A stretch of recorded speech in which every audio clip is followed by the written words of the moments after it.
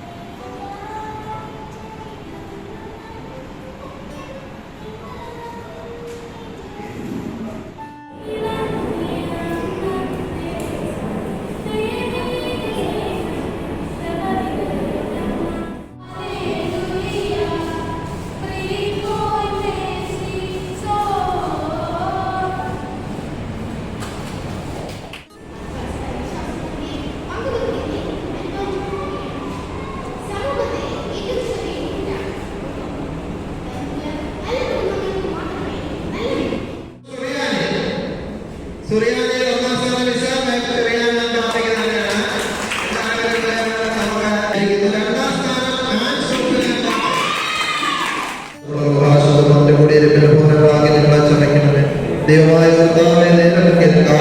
എല്ലാ സമയത്തും നിന്റെ ദൈവത്വത്തിലേക്ക് എല്ലാവരെയും മറച്ചുകൊണ്ടുമേ. ഇങ്ങനെ ജഡ്ജായിട്ട് ഞാൻ ആദ്യമായിട്ട് എൻ്റെ ഒരു എക്സ്പീരിയൻസ് ആയിരുന്നു. അങ്ങനെ ഞങ്ങൾ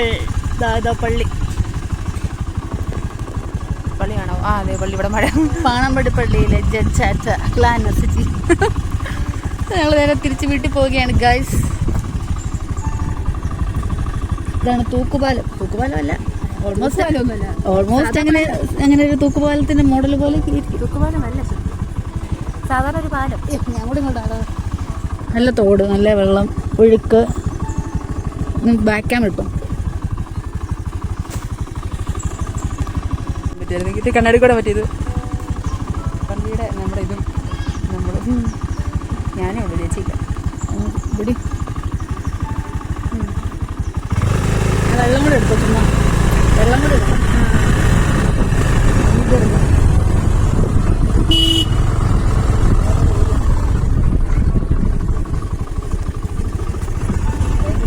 അതാ നമ്മളൊരിറക്കം പറഞ്ഞ് പോവുകയാണ്.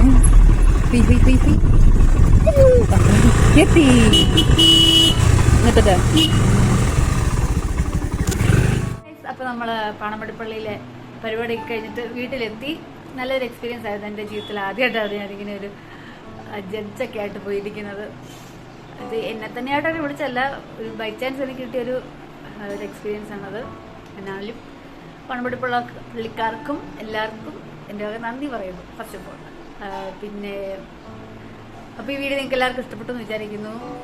ചെറിയൊരു വ്ളോഗായിരുന്നു. നിങ്ങൾക്ക് ഇഷ്ടപ്പെട്ടെങ്കിൽ അടുത്ത വീഡിയോയും കണ്ട് സപ്പോർട്ട് ചെയ്യണം, ചാനൽ സപ്പോർട്ട് ചെയ്യണം, പിന്നെ ലൈക്ക് ചെയ്യണം, ഷെയർ ചെയ്യണം, സബ്സ്ക്രൈബ് ചെയ്യണം. അപ്പോൾ അടുത്ത വീഡിയോ വീണ്ടും കാണാം. ബൈ.